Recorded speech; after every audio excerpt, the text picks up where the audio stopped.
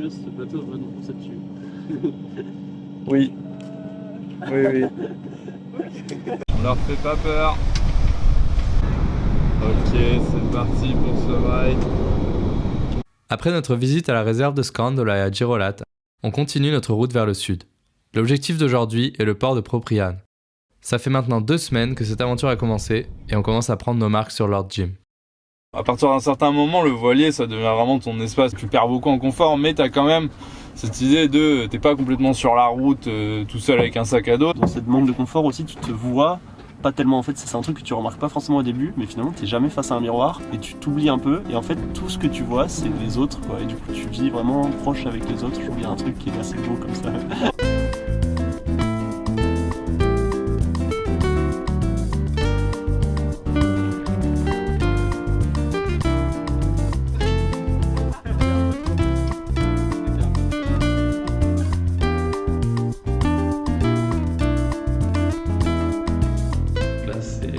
Première douche depuis 5 jours. Je suis un peu ému. On a dû faire une pause ici à Propriano. Il y a un vent de fou aujourd'hui, on n'aurait pas pu naviguer, donc on avait vraiment besoin d'une place au port. C'était plein et on a réussi à négocier de pouvoir s'y mettre, et en fait on s'est retrouvé avec tous les énormes bateaux. Là il y a Lord Jim qui est chill. Alors aujourd'hui on nettoie le bateau. Le fond de cale, tu bouges les patates. Voilà.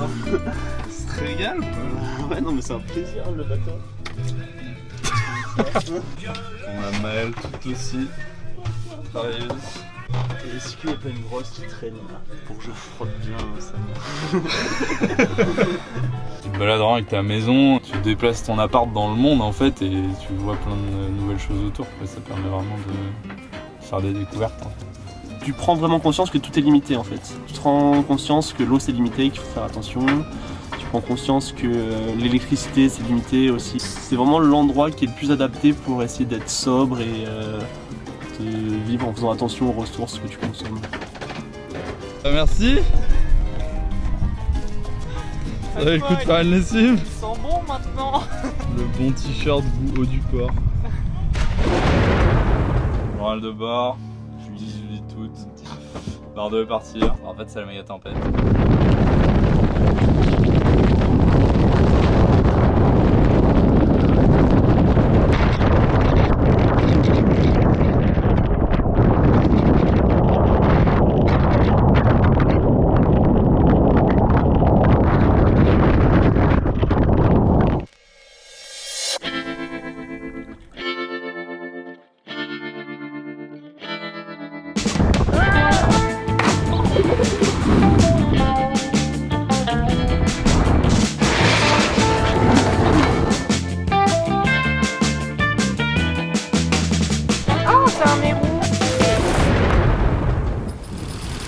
Il y a des phoques qui sont déchirés et tout, il y a des bateaux, ils ont perdu des voiles dans le port, c'est n'importe quoi. Du coup on va rester ici le temps que ça se calme. Il y a un monsieur qui se balade en caleçon dehors. Et un des reporters de terrain. On est en route vers Bonifacio. On est parti ce matin après s'être pris un énorme orage sur la gueule qui a fait pas mal de dégâts apparemment dans la Corse entière. Heureusement qu'on n'est pas parti 1 heure plus tôt parce que sinon on aurait été en mer. Heureusement qu'on avait envie de faire un peu la grasse mat. On est en vue de la Sardaigne et on va se réfugier à nouveau dans le port de Bonifacio parce que demain ils annoncent encore un gros coup de vent.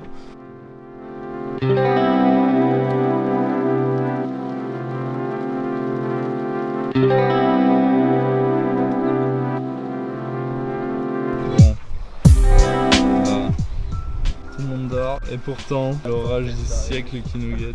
Alors ce matin, on a vraiment eu des vents évalués par le capitaine à 120 km/h.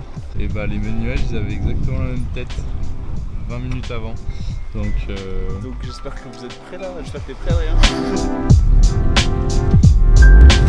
On aura plus ou moins échappé à l'orage.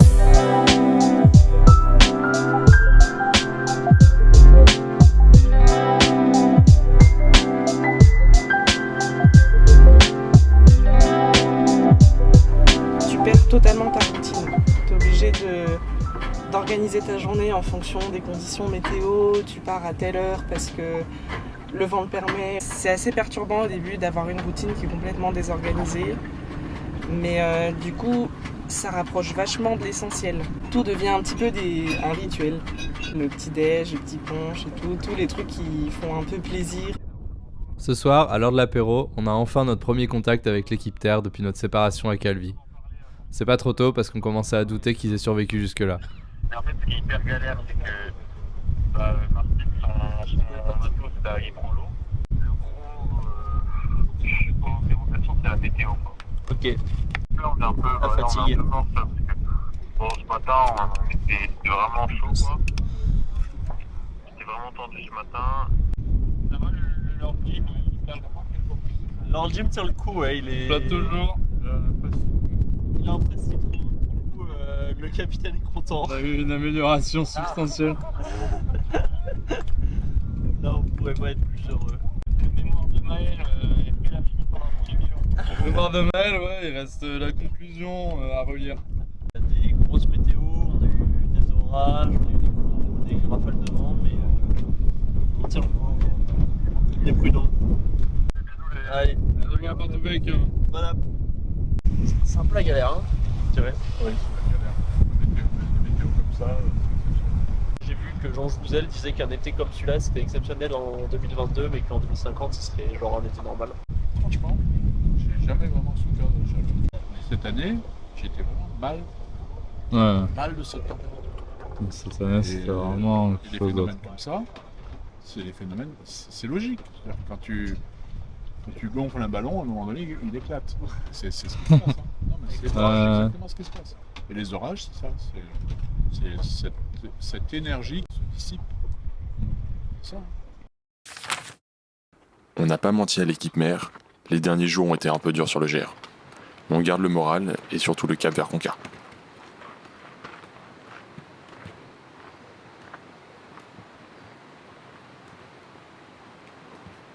On attaque une étape assez roulante. Tous les trois, on se retrouve à 3. Depuis 2 jours, donc entre Vitzavon, donc un petit village où il y a la route qui passe, et Capanel, donc notre refuge d'hier, où il y a aussi la route qui passe, on se retrouve sur des endroits, encore une fois, qui ressemblent beaucoup plus à des campings, où certains de nous ont du réseau, où tu as du wifi. Donc c'est pas du tout la même atmosphère, c'est un confort donc, que tu savoures hein, quand tu as une bonne douche. Tu vois, hier on a mangé des pizzas, enfin, c'est quand même un confort non négligeable, mais directement t'es pas dans la même optique. Tu as beaucoup moins d'échanges, tu fais moins de rencontres. Et c'est vraiment un peu deux façons de vivre un GR. Aussi, on a rencontré un groupe donc, qui faisait son voyage, donc son GR. Sans ses valises parce que donc c'était un groupe organisé où tu avais un guide qui les accompagnait et où ils transportaient leurs valises de refuge en refuge. Donc enfin c'était vraiment deux mondes un peu qui se confrontaient quoi.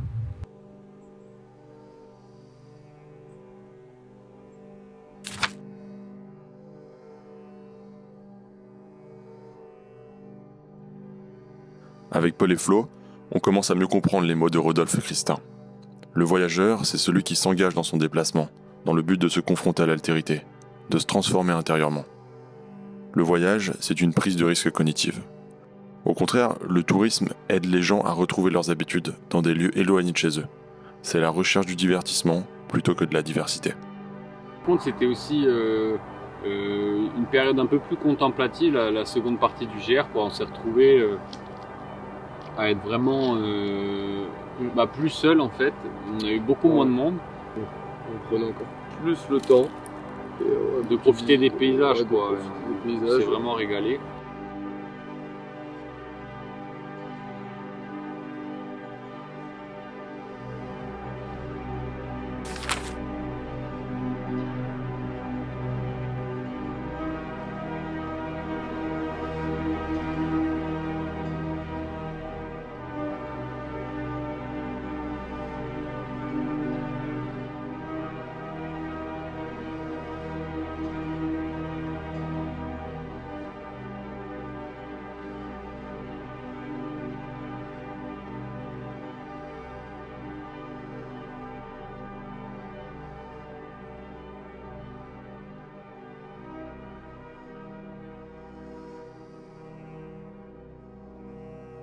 À l'image de notre GR, on a pris le temps, quoi. Et on a vraiment profité. Et donc on descendait, c'était des étapes assez courtes, donc on s'est retrouvé à Utchelou très tôt, on aurait pu doubler. Et ça nous a aussi donné plus de temps pour réfléchir aussi aux infrastructures du GR, parce que Prati c'était hyper rustique, t'avais une toilette, des douches, voilà, vraiment, t'as un tuyau quoi. Et là, tu arrives à Utchelou, le refuge historique est toujours très rustique, mais tu as 4 toilettes hyper modernes, des douches hyper modernes, un endroit pour faire ta lessive, de l'eau chaude. Tu te dis, c'est fou quoi, la différence d'infrastructure entre 2 étapes, quoi.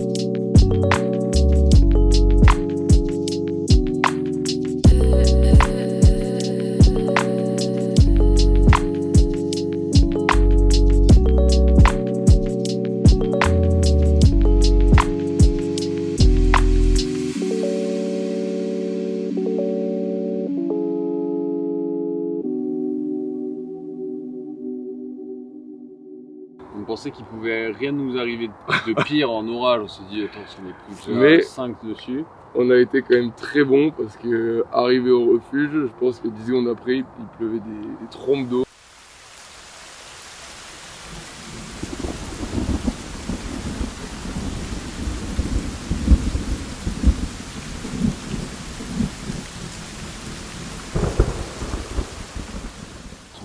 Pire après-midi de tout le GR quoi. On est arrivé à Sino, déjà on est arrivé, ça va, on est arrivé dans les premiers vers je sais pas 13h un peu avant. Et une fois qu'il y a eu des gens pour se réfugier sous la pluie jusqu'à peut-être 18h. C'était l'orage le plus long de tout notre GR, ça durait 3 heures.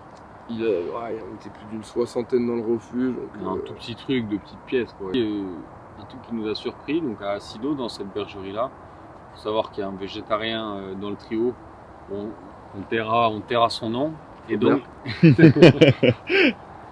il n'y avait rien à manger. Il n'y avait que des trucs avec de la viande. On avait faim, et il n'y avait rien à manger quoi. Et on n'avait pas fait de stock. Donc faites des stocks.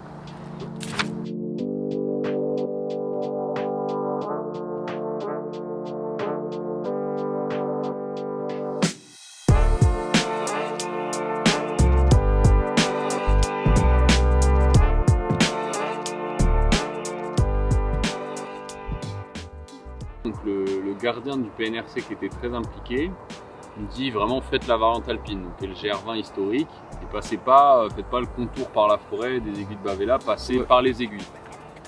Et il a eu raison.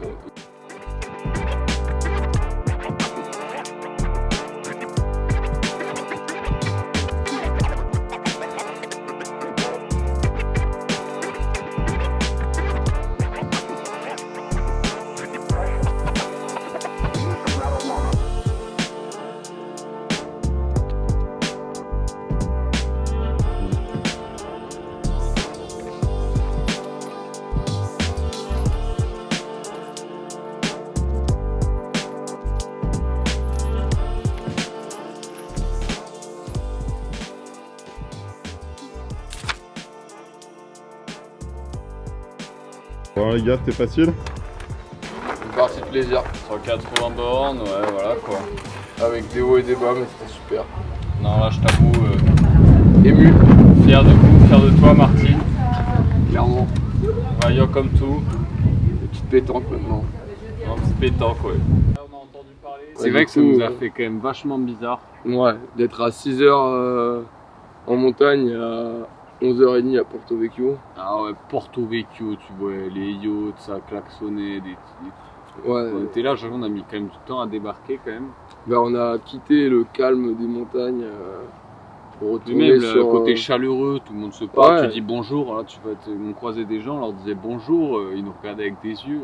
On s'étache un peu avec nos sacs. Ouais, j'avoue, on était un peu dégueux aussi quand même. On était venu chercher des paysages, des rencontres, de la déconnexion. C'était un vrai bol d'air. Hein. Et je pense qu'on a retrouvé vraiment tout ça, vraiment bien au-dessus de nos attentes, je pense. Parce que les rencontres, elles étaient sincères et riches en très peu de jours. Que la déconnexion est totale. Ton mode de vie, il change. Jusqu'à la voix. Ouais, jusqu'à la voix, exactement. Et c'est la liqueur de myrte. Et bon, non, c'était super. Ça va faire bizarre quand même quand on sera plus sur le GR. Hein. Faut commencer à s'y faire en mode de vie, je trouve. Quand même venu avec en tête, enfin surtout comme on faisait un documentaire sur les enjeux liés au tourisme, avec une vision du GR surfréquenté. Et à la fois, tu as des vraies problématiques liées aux infrastructures par rapport au nombre de personnes qu'ils accueillent, mais à la fois, j'ai vécu un truc de fou, quoi. Enfin, je veux dire, on a rencontré des gens incroyables, une diversité de paysages, j'ai jamais vu ça. Enfin, c'était incroyable.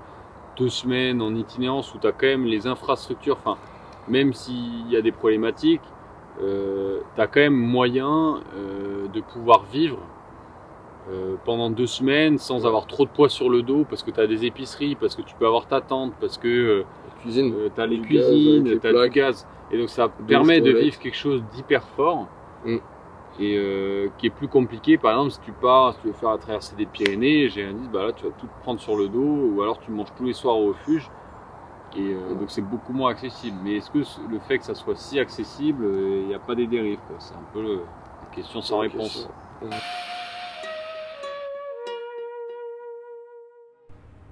Lors de la traversée de la Corse par ces montagnes, on a eu le temps pendant 14 jours de se reconnecter à notre environnement, à prendre le temps de parler aux gens, de faire des rencontres, de découvrir la faune et la flore. Voyager, c'est surtout prendre le temps. Voyager, c'est apprendre à s'émerveiller.